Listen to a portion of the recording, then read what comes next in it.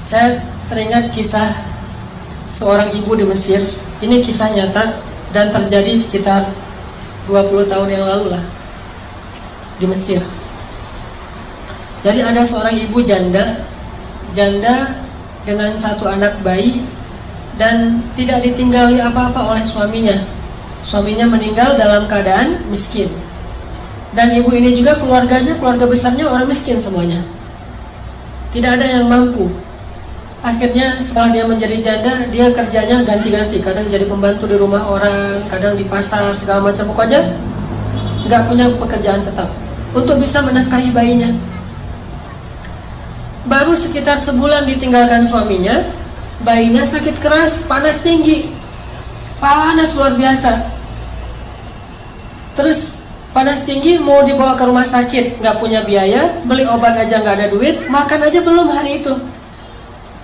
Hanya dikasih minum air putih, dikompres, kasih minum air putih, dikompres, sambil menangis. Bayinya terus menangis panjang hari, sampai malam hari bayinya berhenti menangis karena sudah lelah.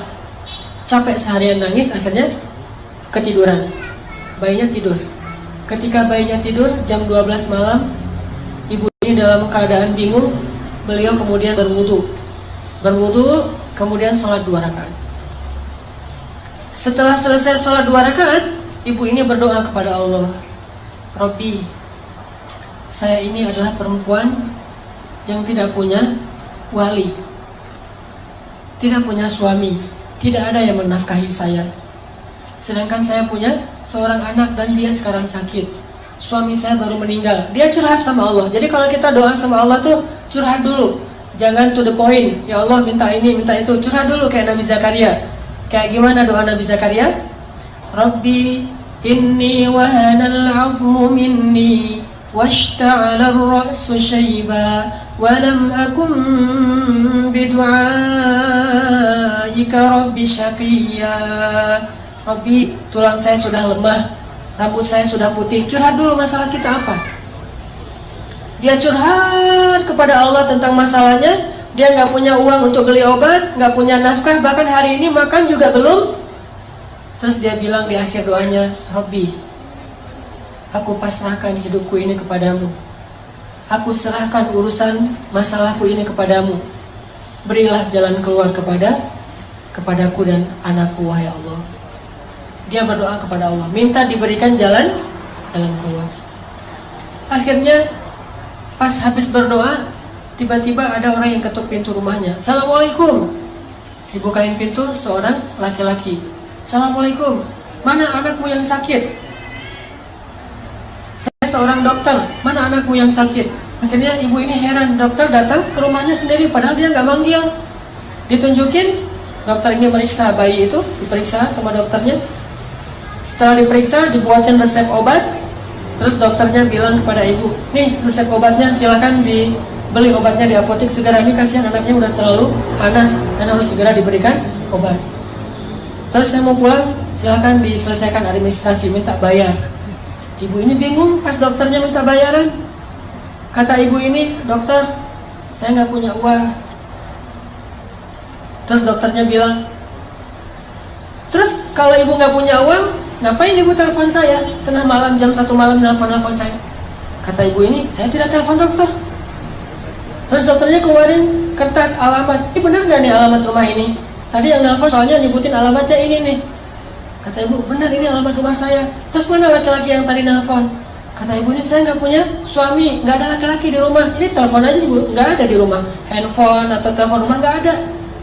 Baru dokter ini curiga. Terus siapa yang tadi menelpon dokter tengah malam jam 1? Sekitar 15 tahun yang lalu lah terjadi di Mesir. Dokter ini duduk, nanya kepada ibu, sebetulnya apa yang terjadi? Apa yang terjadi tadi jam 1 malam? Ibu ini cerita kondisinya, masalah anaknya, terus dia cerita jam 1 malam tadi dia baru telepon Allah.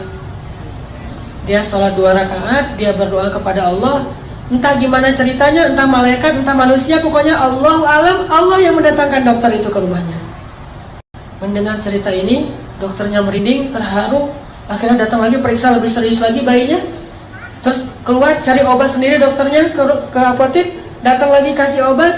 kemudian ngasih lagi hadiah untuk keluarga ini untuk 1 bulan. Dan sejak saat itu dokter ini suka memberikan nafkah rutin kepada keluarga ini setiap bulan. Dan kadang-kadang dipanggil ke rumah untuk bantu-bantu di rumahnya. Artinya Allah punya banyak cara untuk membantu hambanya.